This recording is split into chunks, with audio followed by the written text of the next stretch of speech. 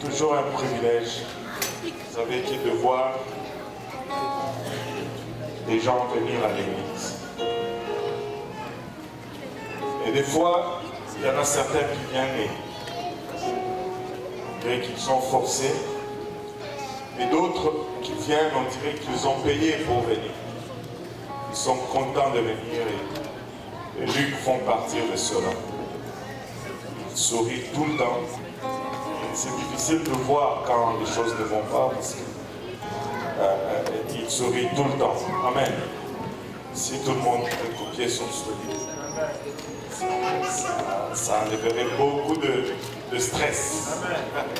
Alléluia. Et c'est un privilège aujourd'hui que de venir devant Dieu avec une autre tradition dans la famille. Et nous remercions le Seigneur pour être facile d'Orcas aujourd'hui. Et non, être facile. Pas être facile. Être facile. Alléluia. Je vais y arriver avant la fête de la dédicace. Je vais arriver à prononcer. Amen. Alléluia. Donc, comme je le disais, de la part de la sœur Evelyne, du frère Luc et de toute la famille, nous sommes réunis ici pour présenter Edviassi en dédicace au Seigneur. La première chose que je vais souligner, c'est que il n'y a aucun enfant qui est né par accident. Amen. Il n'y a aucun enfant qui est né par accident. Il n'y a aucun enfant qui est né par accident.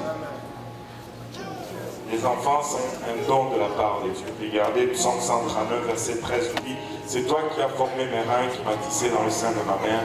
Et tout enfant est un don de la part de Dieu. C'est Dieu qui forme les enfants dans le ventre de leur maman et pour qu'ils deviennent ce qu'ils doivent devenir. Psaume 127, verset 3 nous dit, voici les fils sont un héritage de l'Éternel. Le fruit des entrailles est une récompense. Vu que les enfants sont un don de la part de Dieu, évidemment, ça vient avec responsabilité comme tout don. Quand tu reçois un cadeau, il y a des privilèges qui viennent. Et tout privilège amène toujours des responsabilités.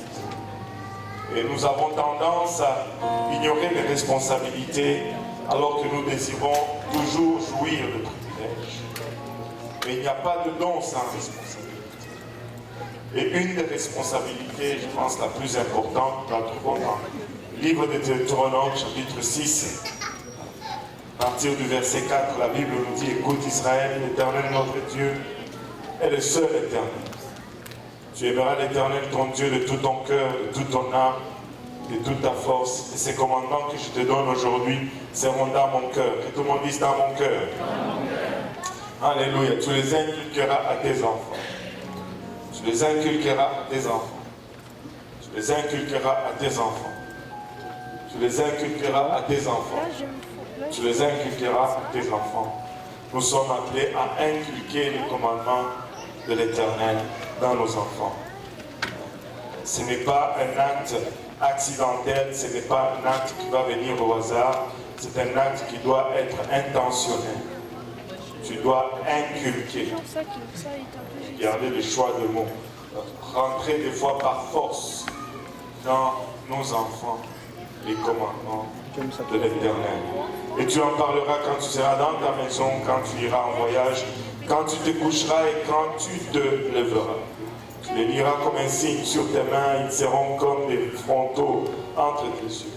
Tu les écriras sur les poteaux de ta maison et sur tes portes. Vous savez, c'est louable pour chaque parent que de désirer la bénédiction, la protection de Dieu sur nos enfants. Et si nous voulons moindrement qu'ils aient ces bénédictions et ces protections, il faut qu'ils sachent marcher dans les voies du Seigneur. Et si nous désirons qu'ils marchent dans les voies du Seigneur, c'est notre responsabilité de les conduire dans ces voies, de faire de cela une priorité, de former notre vie, nos décisions, notre environnement, nos relations, de sorte que donnons une indication claire que vivre selon le commandement de Dieu est la première priorité dans nos vies. Amen. Proverbe 22, verset 6 nous dit: instruire l'enfant selon la voie qu'il doit suivre, quand il sera vieux, il ne s'en détournera pas. Mais pour cela, il faut qu'il ait eu l'instruction auparavant. Alors, le Seigneur est intéressé dans nos enfants. Et comme vous l'avez regardé, vous l'avez vu, vous l'avez probablement observé, nous n'avons pas baptisé, et nous n'allons pas baptiser Edvien City. Edvien City. Nous n'allons pas baptiser Dorcas. Nous n'allons pas la baptiser aujourd'hui parce que ça prend deux choses. Il y a deux choses qui sont requises avant le baptême. La première des choses, c'est la croyance. Or, peu importe comment je peux prêcher, elle ne peut pas encore croire. La deuxième chose qui est requise, c'est la repentance. Je peux solliciter tout ce qui peut y avoir à moi comme talent de prédicateur et de discoureur. Je ne peux pas arriver à la mener à la repentance, c'est trop jeune pour comprendre cela. Mais néanmoins, nous pouvons la présenter en dédicace au Seigneur parce que le Seigneur est intéressé dans nos enfants. Amen. Regardez avec moi Matthieu chapitre 19. Si on peut se lever tous ensemble. Matthieu 19, versets 13 et 14. Les disciples qui étaient avec Jésus-Christ pensaient que le Seigneur était trop occupé pour s'intéresser des enfants.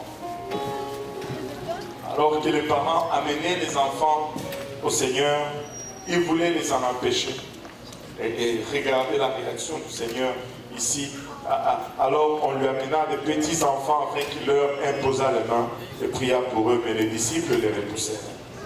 Et Jésus dit: laissez les petits enfants, ne les empêchez pas de venir à moi, car le royaume des cieux est pour ceux qui leur ressemblent. Au fait, le Seigneur nous dit, même vous-même les adultes, si vous voulez rentrer dans mon royaume, il faut que vous soyez comme ces enfants dont vous pensez que je ne suis pas intéressé. Mais je suis intéressé dans ces enfants. Alléluia. Et comme je l'ai déjà souligné un peu plus tôt, c'est un désir louable pour les parents que de vouloir la bénédiction de Dieu sur leurs enfants. Mais nous devons comprendre que nous sommes le canal par lequel ces bénédictions vont descendre. Donc si nous désirons vraiment cela, c'est que nous devons former nos maisons, nos environnements, de sorte que nous puissions servir d'exemple à nos enfants. Mais non, Sœur Evelyne, Pasteur Luc, allez-vous vous engager vraiment à élever bien ici de Dorcas Luc, selon le commandement de l'Éternel. Alléluia. Donc c'est un privilège pour nous.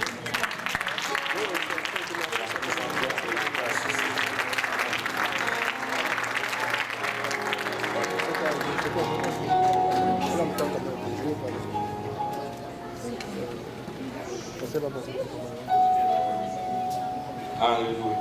On va prier tous ensemble. Merci. Alléluia. Seigneur Jésus, te rendons grâce éternelle pour ton amour, ta bonté, ta fidélité. Papa, nous te remercions. Le privilège de tenir une autre vie, Seigneur, précieuse à nos mains aujourd'hui. Papa, cette vie est encore fragile, Seigneur. Et Papa, réaliser qu'un jour, ça sera une grande dame qui va grandir, Papa, et cela nous émerveille. Nous place dans l'émerveillement, Papa, face à ce mystère de la création. Merci pour la famille Luc, merci leur consécration à ton travail, Seigneur, alors que tu les as bénis avec une autre vie, Seigneur. Je viens prier pour eux, Seigneur, afin que tu les fortifies dans leur marche, Papa. Papa, je prie, Papa, que tu veilles sur eux. afin qu'il ne manque de rien, Seigneur, aussi bien spirituellement, pas matériellement.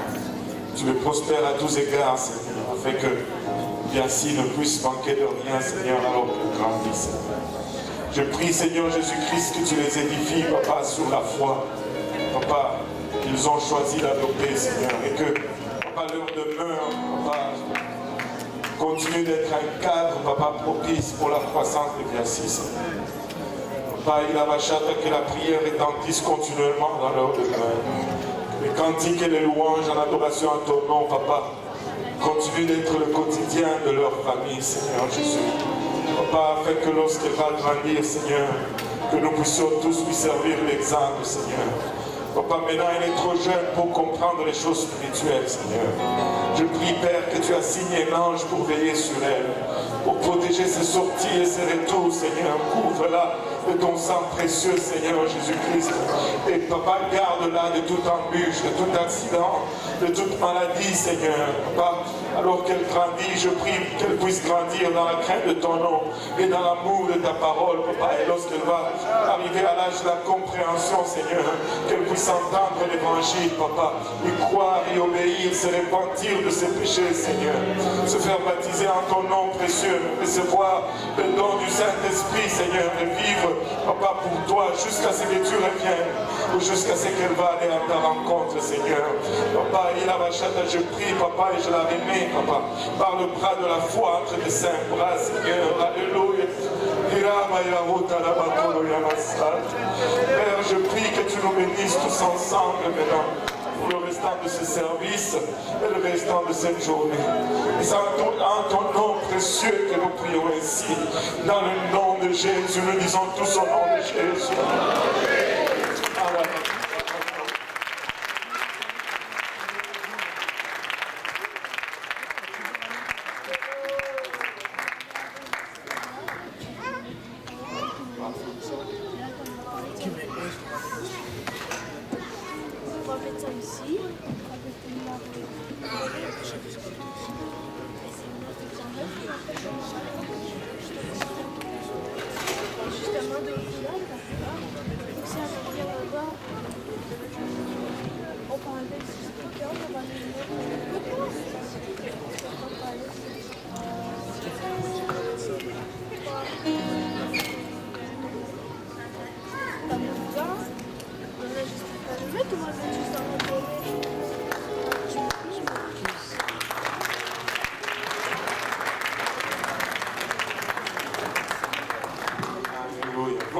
Jésus.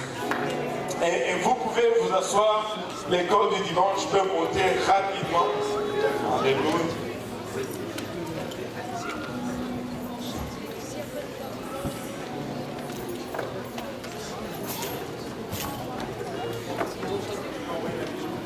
Voilà la vidéo. Vous pouvez vous asseoir.